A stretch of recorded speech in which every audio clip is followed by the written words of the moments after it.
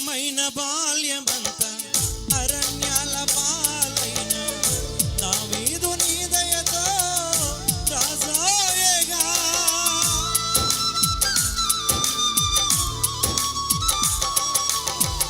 అందమైన బాల్యమంతా అరణ్యాల పాలైన దావీదు నీ దయతో రాజాయేగా.